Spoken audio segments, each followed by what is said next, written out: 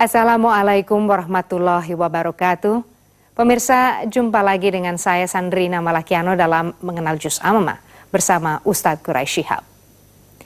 Pemirsa, sebagaimana surat terdahulu, surat An-Nas yang kali ini dibahas juga berbicara tentang anjuran Allah agar manusia selalu meminta perlindungan kepada Allah. Meminta perlindungan dari godaan yang datang dari dalam dirinya sendiri. Di surat ini manusia dianjurkan untuk meminta perlindungan hanya kepada Allah dengan 3 sifatnya, yaitu Rabbin Nas, Malikin Nas, dan Ilahin Nas. Apa makna dari penyebutan 3 sifat Allah ini? Kita simak bersama uraian Ustadz Quraisy Shihab. Bismillahirrahmanirrahim. Alhamdulillah. Alhamdulillahilladzi bi ni'matihi tatimmus shalihat wassalatu wassalamu ala sayyidina Muhammad Sayyidis Sadat wa ala alihi wa ashabihi an-nujumin nayyirat. Dalam episode ini kita akan berbicara menyangkut Qul a'udzu birabbin nas atau surah An-Nas. Surah An-Nas sebenarnya rangkaian dari surah sebelumnya Qul a'udzu birabbil falaq. Itu sebabnya ulama berkata Qul a'udzu birabbil falaq itu wahyu yang ke-20, sedangkan ini surah yang ke-21, wahyu yang ke-21 yang diterima oleh Nabi. Dia juga mengajarkan perlindungan. Tetapi di sini dimohonkan perlindungan dari hal tertentu. Mari kita lihat ayat kita. A'udzubillahi minasyaitonirrajim. Bismillahirrahmanirrahim. Qul a'udzu birabbin nas, malikin nas, ilahin nas. Qul serupa dengan qul pada qul a'udzu birabbil falaq. Sadarkanlah diri Anda waktu membacanya bahwa yang memerintahkan saya membaca untuk meminta perlindungan ini adalah Allah. Seakan-akan dia berjanji bahwa mintalah saya beri. A'udzu, minta perlindungan. Itu juga kita sudah jelaskan pada qul a'udzu birabbil falaq, menuju ke sesuatu untuk menghindar dari sesuatu yang lain. Di sini qul a'udzu birabbin nas. Rabb, pemelihara manusia, pembimbing manusia. Baru dilanjutkan malikin nas, raja, penguasa manusia. Baru dilanjutkan lagi ilahin nas, Tuhannya manusia. Oke. Ini kenapa ini berturut-turut ini? Ya toh? Kalau qul a'udzu birabbil falaq cuma satu. Qul a'udzu birabbil falaq. Hanya menyebut Allah dalam satu sifat, Rabbil falaq. Kalau di sini 3. Rabbin nas, malikin nas, ilahin nas. Oke. Kita lihat dulu apa yang dimaksud dengan Rabbin nas, malikin nas, ilahin nas. Ada ulama berkata, An-Nas pada yang pertama ini anak-anak. An-Nas pada yang kedua adalah orang dewasa. An-Nas pada yang ketiga adalah orang tua. Anak-anak itu paling membutuhkan pemeliharaan dan bimbingan. Kalau sudah dewasa, biasa dia sudah bandel dan durhaka. Jadi dia harus dihadapi oleh penguasa dan raja. Kalau sudah tua, dia sudah mulai taat, sadar. Dia sudah mulai beribadah, lebih mengenal Tuhan. Nah, jadi Allah seakan-akan juga menyatakan berlindunglah kepada Tuhan, Tuhannya manusia. Sejak dia kecil, dewasa, sampai dia besar. Nah, tapi pendapat ini tidak dianut oleh banyak orang. Karena dalam Al-Quran, kalau ada kata yang terulang dan kata itu menggunakan alif lam, An-Nas, maka itu berarti yang pertama sama dengan yang kedua, sama dengan yang ketiga. Jadi berarti An-Nas yang pertama, Rabbin Nas, sama juga dengan An-Nas yang kedua, Malikin Nas, sama juga dengan An-Nas yang ketiga, Ilahin Nas. Nah, ada pendapat lain. Pendapat yang kedua itu berkata begini. Pemelihara itu belum tentu pemilik dan penguasa.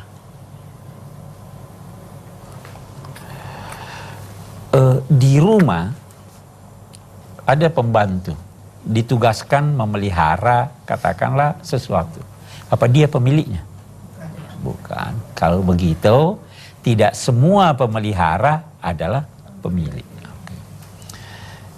Saya pemilik pulpen ini.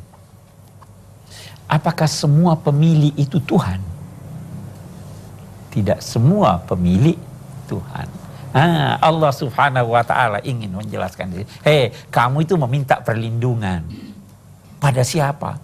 Pada Tuhan yang Dia yang memelihara, Dia yang memiliki, sekaligus Dia adalah Tuhan. Ya kan? Jadi kalau ada orang yang tidak memelihara, yang mengganggu kamu, Tuhan bisa turun tangan. Ada yang pemilik yang mengganggu kamu, Tuhan bisa. Qul a'udzu birabbin nas, malikin nas, ilahin nas. Masih ada pendapat ketiga, saya akan jelaskan nanti kemudian. Rabbin nas, kita sudah jelaskan beberapa kali tentang makna Rabb. Malikin nas. Di suratul Fatihah kita bisa baca Maliki Yaumiddin, kita bisa baca juga Maliki Yaumiddin. Gitu. Malik itu pemilik. Saya pemilik pulpen ini. Malik itu raja. Biasanya raja itu membawahi manusia. Ya kan? Tidak semua pemilik itu raja. Tapi semua raja pemilik. Oke, bagus.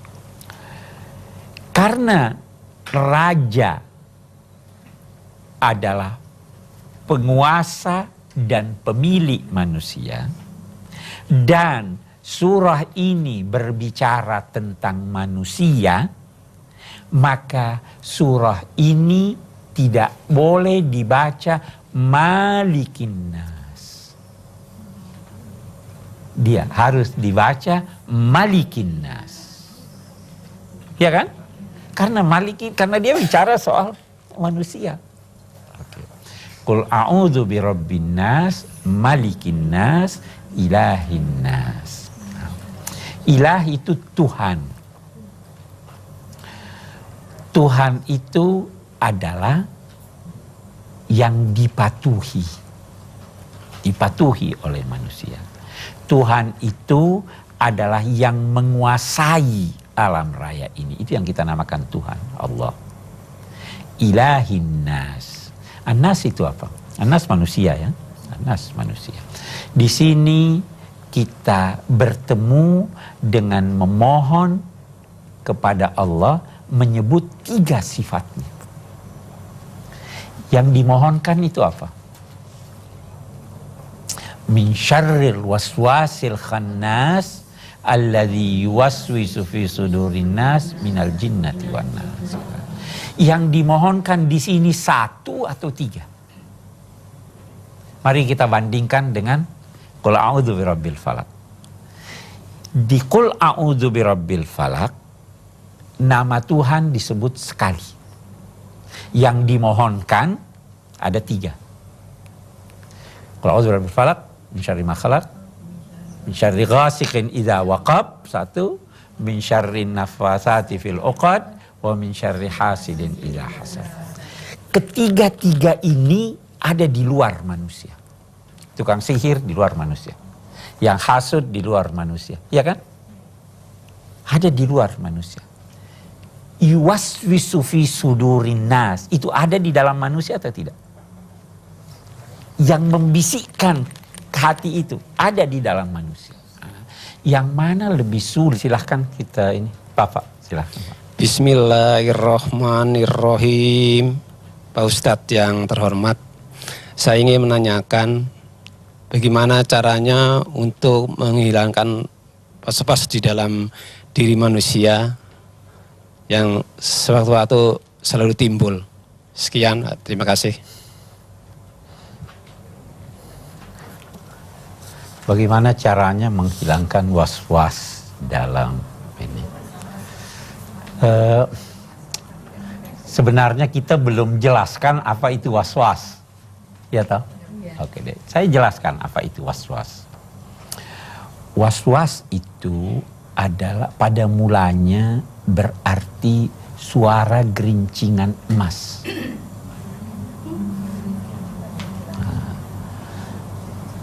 Kalau Bapak atau Ibu mendengar suara halus gerincingan emas, oh ini emas, terayu enggak? Tertarik enggak? Tertarik. Nah, dari sini kemudian was-was diartikan rayuan yang mengantar, yang membawa kepada sesuatu yang buruk. Nah, itu was-was.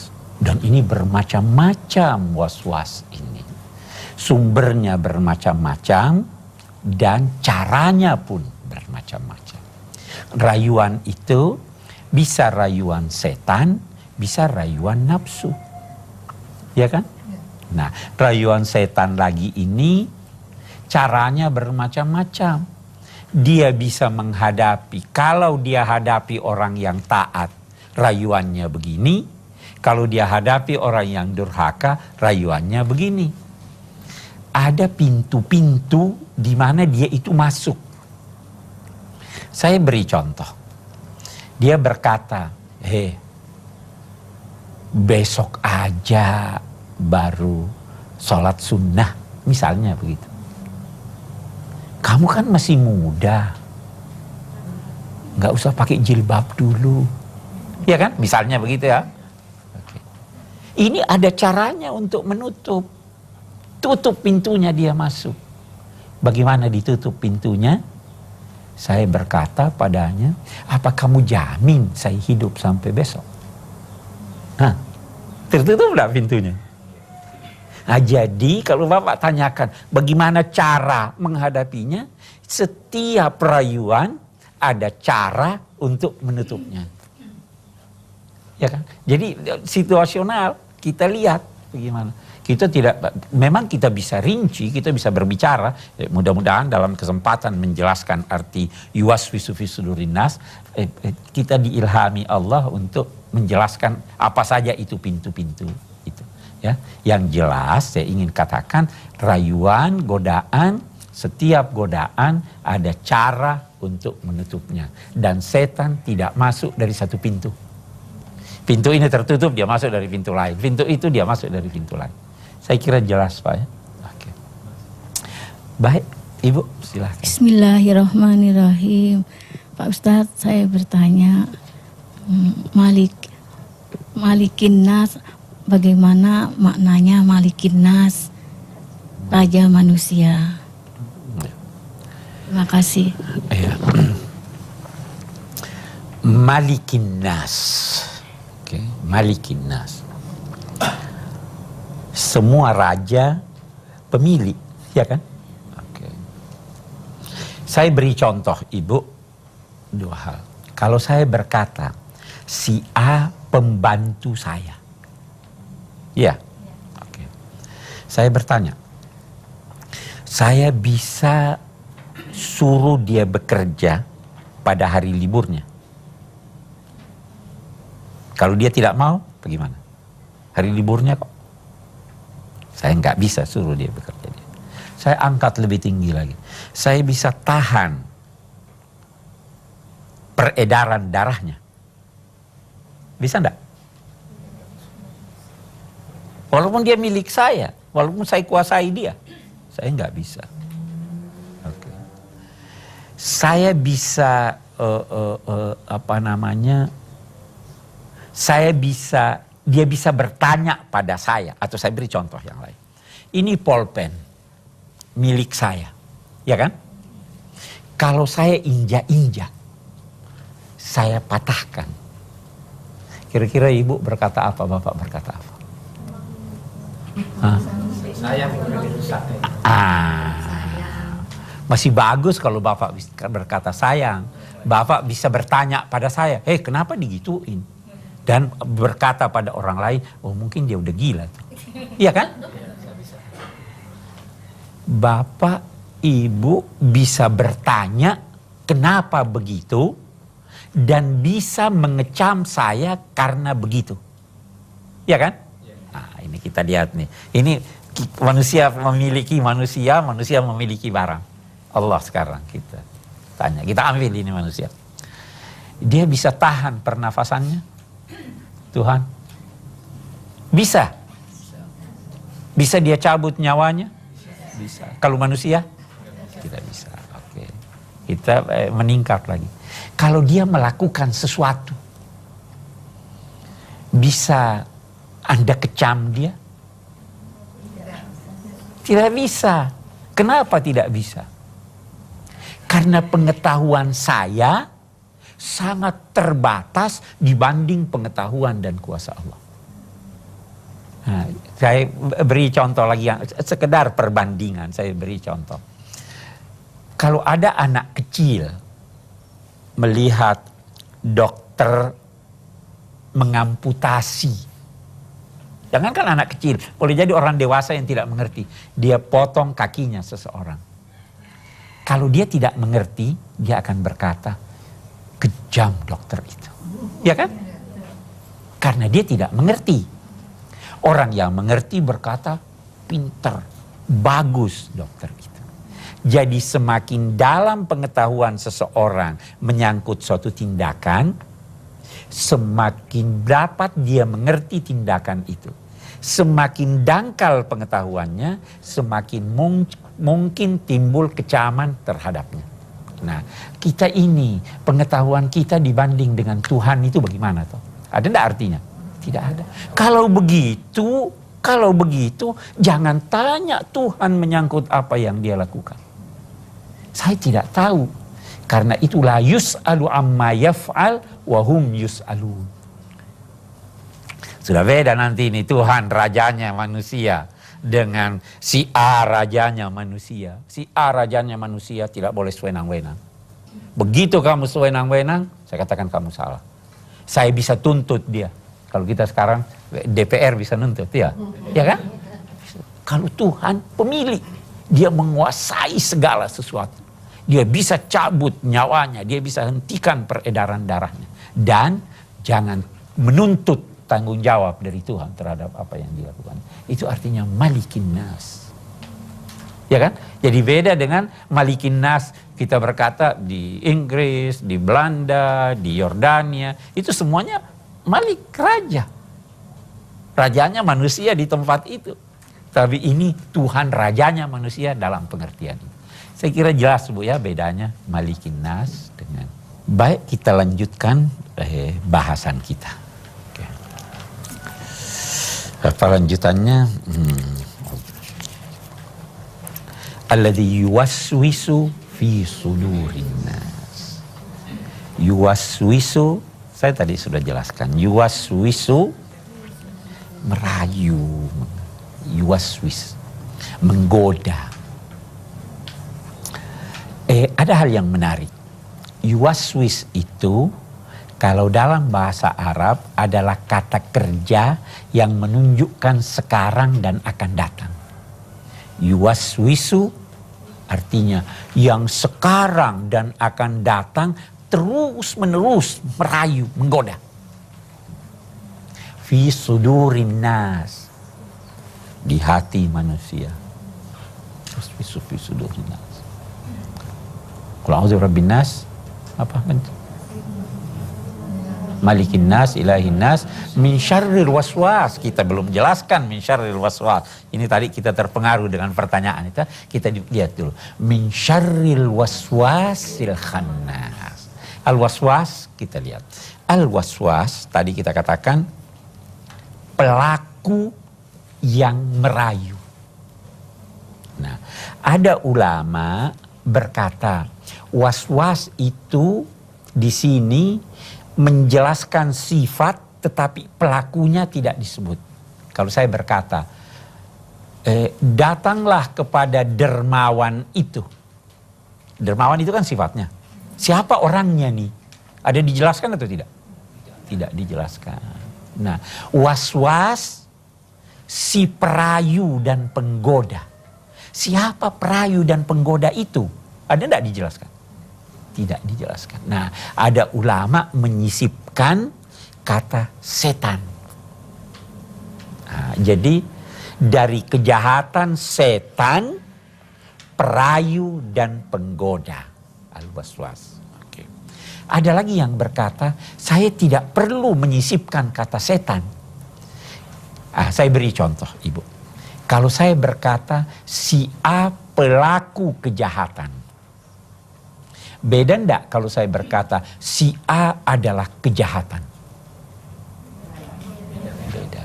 Kalau pelaku kejahatan boleh jadi terbatas kejahatan yang dilakukannya. Kalau saya berkata si A kejahatan, apapun yang dia lakukan adalah kejahatan. Nah, Allah di sini hendak berkata, saya tidak sebut nama pelakunya. Yang saya maksud adalah setan. Tetapi ketahuilah bahwa setan itu adalah wujud kejahatan. Ya kan? Kalau pelaku kejahatan boleh jadi sewaktu-waktu dia baik. Ya. Tapi kalau dia wujud kejahatan, sudah tidak ada yang baik kalau dari setan. Nah, jadi min syarril waswas al-khannas. Khannas itu apa? Ada dua pengertiannya. Bisa berarti datang, kemudian mundur, menghilang. Bisa juga berarti pergi. Nah, kita lihat. Setan, dia itu kalau kalau dia datang, terus Anda ingat Tuhan, bagaimana dia? Dia lari, menjauh, sembunyi. Kalau Anda diam, dia datang lagi. Kalau saya beri ilustrasi kayak nyamuk, ya, atau lalat, diusir, dia pergi. Diam, itu setan. Itu namanya al-khannas. Jadi, kalau Anda ingat Tuhan, dia pergi. Tidak ingat, dia datang lagi. Anda ingat Tuhan, dia sembunyi. Itu sifat setan, al-khannas. Min syarril waswas al-khannas. Baru tadi, alladzi yuwaswisu fi sudurin nas. Yang merayu, menggoda di hati manusia. An-nas di sini bisa berarti manusia. Ada lagi yang mengatakan an-nas di situ sebenarnya maksudnya adalah an-nasi. An-nasi itu artinya yang lupa. Yuwaswisu fi sudurin nasi. Seperti firman Allah, yauma yad'u da', itu tulisannya da', tapi sebenarnya ada ya-nya itu. Da'i. Ya.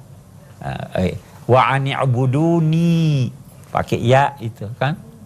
Wa ma khalaqtul jinna wal insa illa liya'budun. Nun, tapi sebenarnya illa liya'buduni. Jadi dia merayu dan menggoda manusia yang lupa pada Tuhan. Kalau dia ingat, tidak mungkin dia. Minal jinnati wan nas. Yang perayu dan menggoda itu terdiri dari al-jinnah dan an-nas. Jin dan manusia. Jadi yang merayu manusia ada dua. Bisa jadi jin. Jin itu terambil dari kata janana. berarti tersembunyi. Itu sebabnya dalam bahasa Arab, begitu juga dalam bahasa Indonesia, anak yang dalam perut namanya apa? Janin. Tersembunyi di dalam perut. Ya tahu? Sorga dinamai jannah. Kenapa jannah? Terambil dari kata jannah. Karena nikmatnya masih tersembunyi. Orang yang gila dinamai majnun. Tersembunyi dia punya akal, tidak ada lagi akalnya. Jin itu makhluk yang tersembunyi, kita tidak lihat. Minal jinnati wan nas. Oke. Dalam diri manusia ada dua sumber godaan. Sumbernya yang pertama adalah jin dan manusia orang lain. Ada lagi dari dalam manusia, yaitu hawa nafsunya. Hawa nafsu itu bukan dari luar, dari diri kita.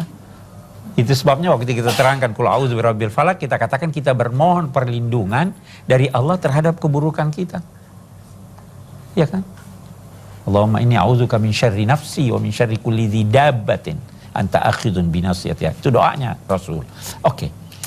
Jadi ada perbedaan antara hawa nafsu, godaan hawa nafsu dengan godaan setan. Nah, kalau hawa nafsu menggoda itu, dia tidak mau berhenti sampai apa yang dia tuntut terpenuhi. Dan dia tidak mau diganti. Persis anak kecil. Anak kecil kalau kita janji dia mobil-mobilan, walaupun mau diberi uang, dia nggak mau. Itu nafsu. Wan nafsu katifli in turdi'ahu syabba ala hubbir radha'i wa in taftimhu yanfatimi. Nafsu itu seperti anak kecil. Bagaimana anak kecil?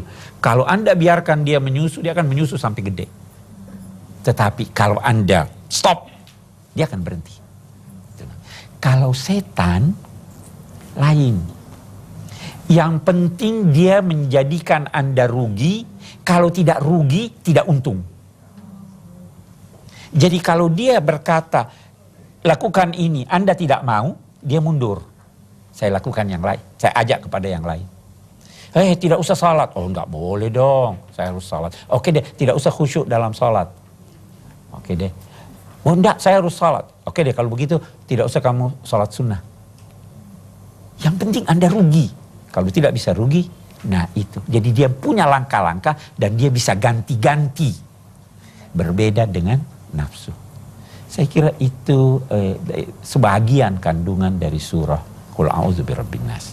Kita akan melihat suatu fragmen, kemudian mari kita diskusikan.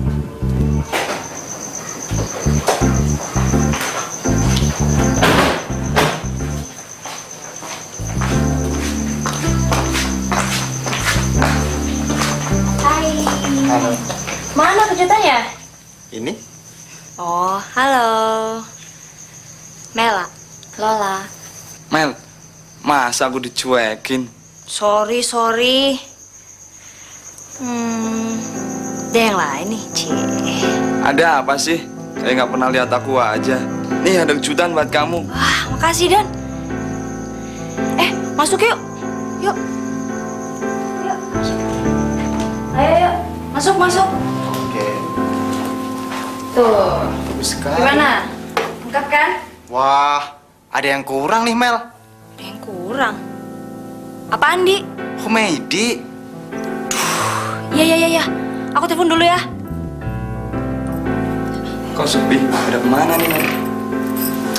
Biasa. Nyokap lagi ke London. Kok ya nggak tahu.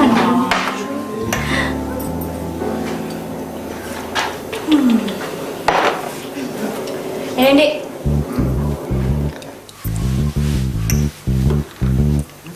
Tapi aku nggak biasa minum, Dik. Lola, nanti juga akan terbiasa. Kamu gila apa? Lola, minuman ini kadar alkoholnya rendah.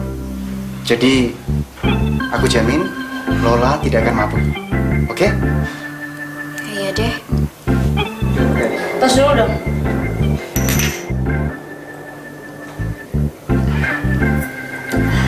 Gimana? Makan?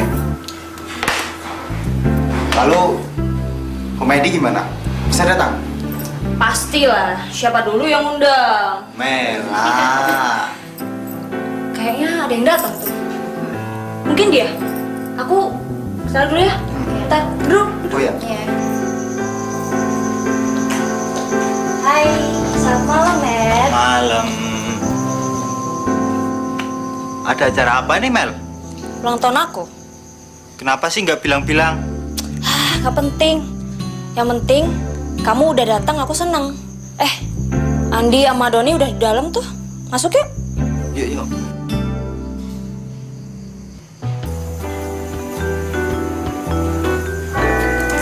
Yuk.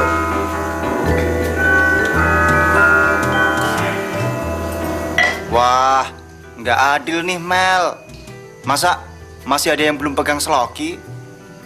Tuh, Ayo dong, Matt. Barang dosa sedikit kan nggak apa-apa. sorry. Aku bener-bener nggak bisa. Matt, kali ini kamu temenin aku minum ya. Jangan beri aku pilihan yang sulit, Mel. Matt, kamu sahabat aku kan? Masa sih kamu nggak mau berkorban untuk aku? Sekali ini aja, please. Kenapa sih harus minum sesuatu yang haram? Ayolah, Matt. Aku mohon kamu jangan tolak permintaanku yang ini. Ya, coba ya. Oke, tapi janji, sekali ini saja. Ini semua demi kamu, sahabatku.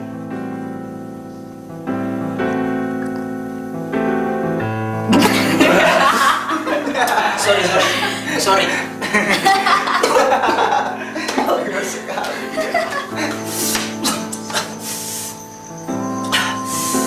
Astagfirullahaladzim.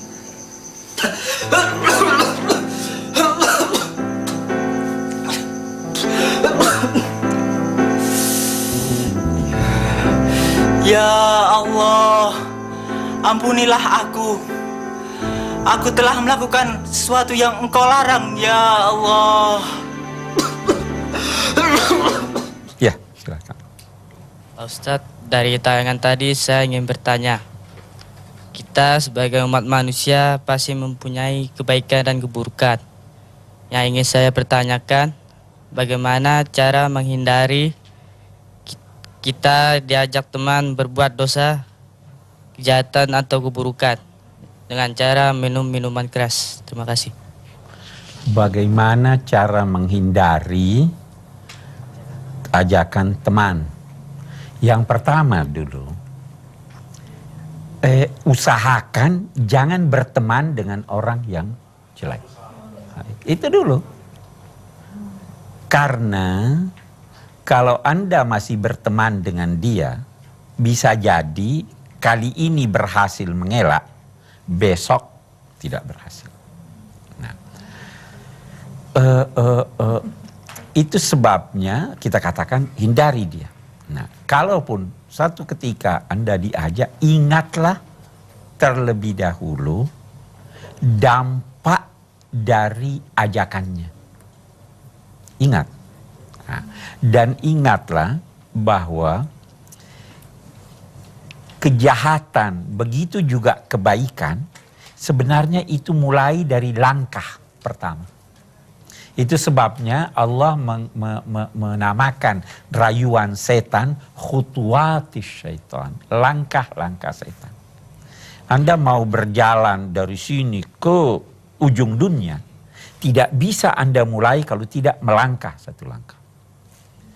Runtuhnya suatu bangunan bukan hanya disebabkan oleh gempa, tetapi saya tarik satu batu demi satu batu. Membuat bukit, tidak harus saya lantas mengambil tanah sebanyak mungkin. Itu bisa terjadi dengan membawa sebutir pasir demi sebutir, sampai dia menjadi bukit. Nah, karena itu kalau mau menghindar, ingat dampak buruk. Dan jangan memperkecil dosa. Itu setan itu salah satu pintunya itu, dia perkecil. Oh ini enggak apa-apa nih, cuma itu aja kok. Tobat sudah baca astagfirullah, udah selesai. Ya kan itu setan itu. karena memperkecil dosa. Jadi kalau mau menghindari itu, jangan berteman dengan teman yang buruk, jangan membaca bacaan yang buruk, bertemanlah dengan orang baik, dan jangan memperkecil dosa. Sesal dahulu pendapatan, sesal kemudian tak berguna. Sesalnya di situ sebenarnya maksudnya ingat dulu apa dampaknya. Karena kalau ingat di belakang sudah tidak ada gunanya. Jelas ya? Baik, masih ada yang lain? Terima kasih. Bismillahirrahmanirrahim. Pak Ustadz yang saya hormati, apa bedanya kata An-Nas dan Al-Insan atau kata lain yang berarti manusia dalam Al-Quran? Selanjutnya, mengapa dalam surat ini yang dipakai adalah An-Nas? Terima kasih. Baik, dalam Al-Quran ada sekian kata yang digunakannya untuk menunjuk manusia. Ada kata bashar. Inni khaliqun basharan min tin. Saya akan menciptakan bashar, yakni manusia, dari tanah. Ada kata Bani Adam, anak cucu Adam, itu manusia. Ada kata Al-Insan, itu juga manusia. Ada kata An-Nas. Masing-masing kata ini mempunyai makna-makna tertentu yang sedikit atau banyak berbeda dengan yang lain. Kalau saya berkata bashar, manusia, maka itu menunjuk kepada sosok manusia yang tidak memiliki perbedaan antara satu dengan yang lain. Bashar manusia, kalau manusia kita semua punya mata. Tidak berbeda kan? Mata kita semua di depan. Kita semua punya hidung, kita semua punya telinga. Tetapi kalau dia berkata insan, maka ketika itu dia menunjuk kepada manusia dalam sifat-sifatnya yang bisa berbeda antara si A dan si B. Nah, ketika Rasulullah itu manusia atau bukan? Manusia. Nah, tetapi Rasulullah itu berbeda tidak sifatnya dengan yang lain? Berbeda. Karena itu Allah memerintahkan menyatakan qul innama ana basyarun mislukum. Saya ini manusia seperti kamu. Maksudnya apa seperti kamu? Ya, kamu punya mata, saya punya mata. Mata saya melihat ke depan, tidak melihat ke belakang. Nah, kalau Al-Insan juga bisa menunjuk satu orang. Kalau An-Nas menunjuk banyak orang. Jadi di sini haruslah Malikin Nas, bukan Malikul Insan. Manusia yang banyak itu. Saya kira Pak ya bedanya antara ini. Baik, kita akan ambil kesimpulan dari surah kita ini. Yang pertama, kalau hendak meminta perlindungan, mintalah perlindungan kepada Allah Subhanahu wa Ta'ala. Jangan minta kepada selainnya. Kalaupun minta kepada selainnya, kepada manusia, terlebih dahulu mintalah kepada Allah. Itu yang pertama. Yang kedua, surah ini menggambarkan bahwa musuh dan rayuan yang bersumber dari dalam itu, kejahatan yang bersumber dari dalam, itu jauh lebih besar dan lebih berbahaya daripada kejahatan yang bersumber dari luar.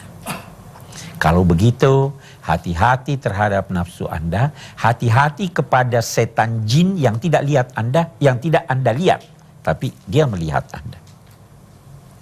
Yang ketiga, yang kita ingin ambil kesimpulan dari surah kita ini adalah bahwa ada godaan setan dan setan itu bisa berbentuk jin, bisa juga berbentuk manusia.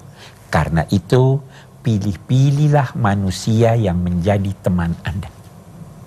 Jangan sampai dia termasuk dari setan manusia yang kita dimohonkan untuk bermohon perlindungan dari mereka itu. Ya, saya kira itu kesimpulan yang dapat kita ambil dari surah kita ini. Wassalamualaikum warahmatullahi wabarakatuh.